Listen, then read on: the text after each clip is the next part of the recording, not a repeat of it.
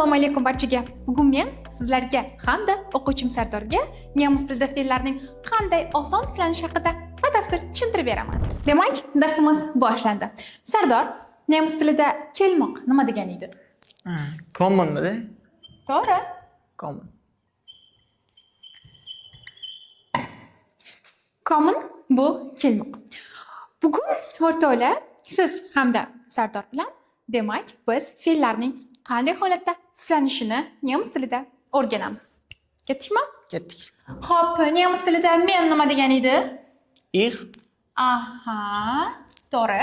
Senchi? esimda. Du, Du. da. Nemis tilida o'g'il bolalarga nisbatan u nima degan edi? Er. Qiz bolalarga nisbatan uni siz javob beringchi? Da, bu zi degani. Va biz davom etamiz. Xo'p. Bu qaysi rod uchun edi? Sardor? O'g'il bola uchun. Aha, u degani to'g'rimi? Zichi? Ayol kishi uchun. Aha, ya'ni женский rod uchun. Xo'p, bizdagi s bu средний rod uchun, to'g'rimi? Va bu qanaqa o'qilardi? Wir. Wir. To'g'rimi? Wir. Wir nima degan edi? Biz, to'g'rimi? Men hamda biz. Xo'p, du Siz. sizlar yoki aslida senlar, sizlar degani. Tushunarli?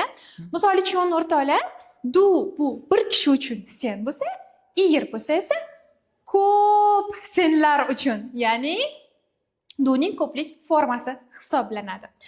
Xo'p, mana shu s uchun umumiy holatda ular demoqchi bo'lsak, biz nima derdik?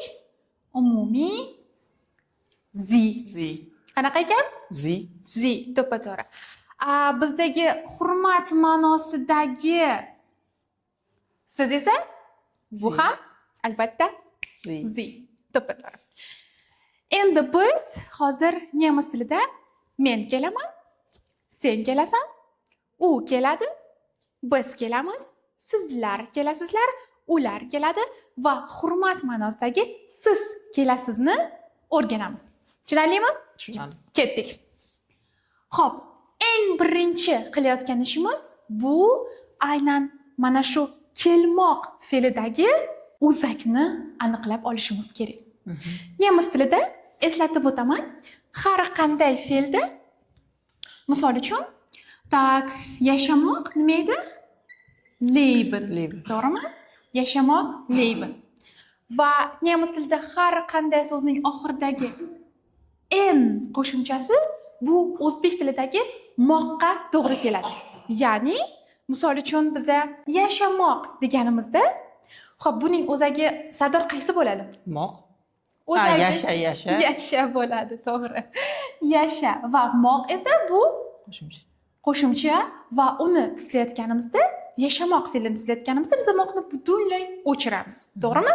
Men yashayman, sen yashaysan holatida bo'ladi. Va nemis tilida eng birinchi qilayotgan ishimiz aynan xuddi yasha kabi biz fe'lning o'zagini ajratib olishimiz kerak bo'ladi.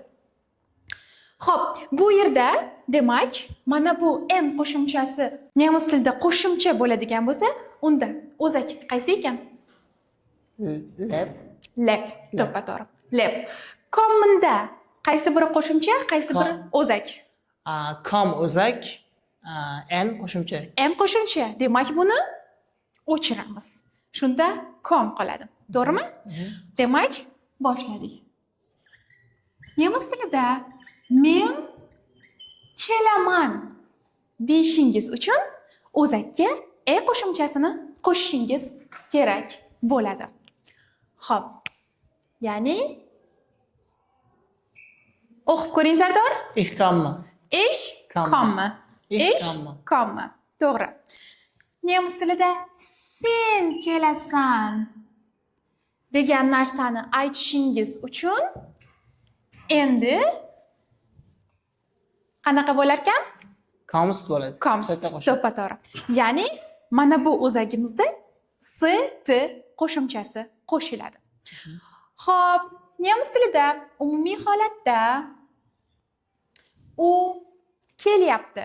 Женский, средний hamda мужской rodlarga bir xil kelyapti so'zini ishlatamiz va ushbu holatda biz endi o'zakka qanday qo'shimcha qo'shar ekanmiz? Kommt.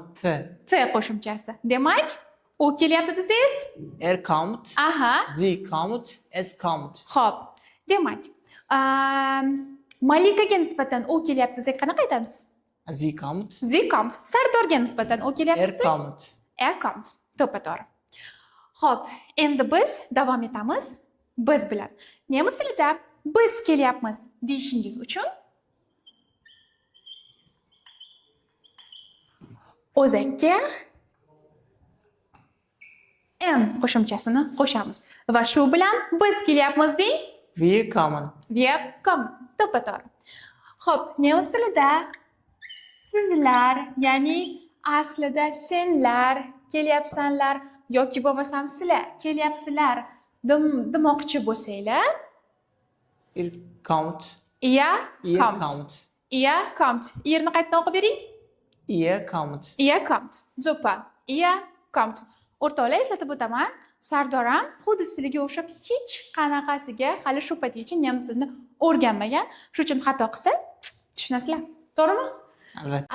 Nemis tilida ular kelyaptilar demoqchi bo'lsanglar, unda o'zakka n qo'shimchasini qo'shamiz. Shunda nima bo'ladi? Kommen. Sie Sie kommen. kommen. Sie kommen. To'g'ri. Va endi nemis tilida hurmat ma'nosida siz kelyapsiz demoqchi bo'lsanglar, bunda qanaqa bo'lar ekan? Kommen bunda ham. Aha, Sie Sie kommen. kommen. Sie kommen. To'g'ri. Xo'p, endi bitta Sardor o'qib bering. Men kelyapman, sen kelyapsan, u kelyapti, biz kelyapmiz, sizlar kelyapsizlar, ular kelyaptilar va siz kelyapsiz. Ich komme. Du kommst. Kommt. Sie kommt. Es kommt. Wir kommen. Ihr kommt. Sie kommen. Sie kommen. To'g'ri. Endi biz Sardor bilan qisqagina gaplar tuzishga o'tamiz. Misol uchun, men O'zbekistonlikman, O'zbekistondan kelyapman deganimizda qanaqa aytardik? Ich komme aus Usbekistan. Ich komme aus O'zbekiston. Richtig.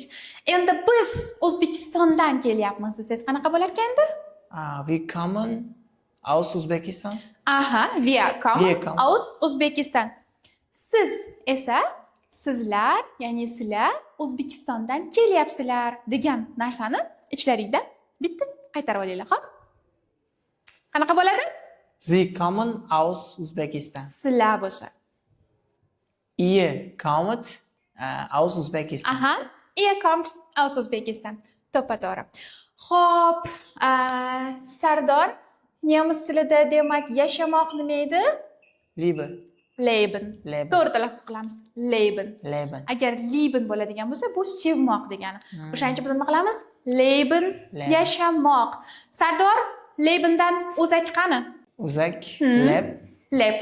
Demak, Lebenni bu yerga qo'shimchalarga qo'shib bitta qo'yib berasiz. Ich leben. Aha, men bilan o'chiraman va birgalikda siz bilan hozir yozib chiqamiz. Tushunarli?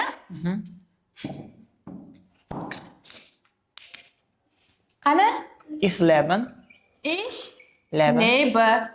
Endi Sardor, siz bilan Leben so'zini tuslanishini ko'rib chiqamiz. Kelishdikmi? Xo'p. Shunda men yashayman desangiz qanaqa bo'lar ekan? Ich lebe. Ich lebe. To'g'ri. Xo'p, sen yashaysan? Lebst. Aha, du lebst. Xo'p, u yashaydi? Lebt. Lebt. Lebt. Biz yashaymiz? Wir leben. Wir leben. Sizlar yashaysizlar? Ihr lebt. Lebt. Aha. Ular yashaydilar? Sie leben. Sie leben. To'g'ri. Va siz yashaysiz demoqchi bo'lsak? Sie leben. Aha. Sie leben. Endi Sardor, men Toshkentda yashayman deng. Ich lebe in Tashkent. in Tashkent. Ich lebe in Tashkent. Siz esa biz Toshkentda yashaymiz degan so'zni aytishga harakat qilib ko'ring. Qanaqa bo'lar ekan? Wir leben in Tashkent. Wir leben in Tashkent. To'ppa-to'g'ri. Xo'p. Xo'p, agar bugungi fe'llar tishlanishini tushungan bo'lsanglar, unda sizlarga ham albatta Sardorga berganim kabi topshiriq bor. Xo'p, nemis tilida qilmoq nima degani Sardor? Bilmadim. Nima ekan? Machen. Machen. Machen. Va nemis tilida eshitmoq nima degani? Hören. Aha, hören. To'g'rimi? Endi esa qadrli kuzatuvchilar, sizlar bugungi vazifa sifatida aynan shu machen hamda hören fe'llarini kommentariyada tuslab yozinglar. Men o'zim tekshiraman. Xo'pmi? Sizlar bilan keyingi darslarda ko'rishguncha, ciao ciao.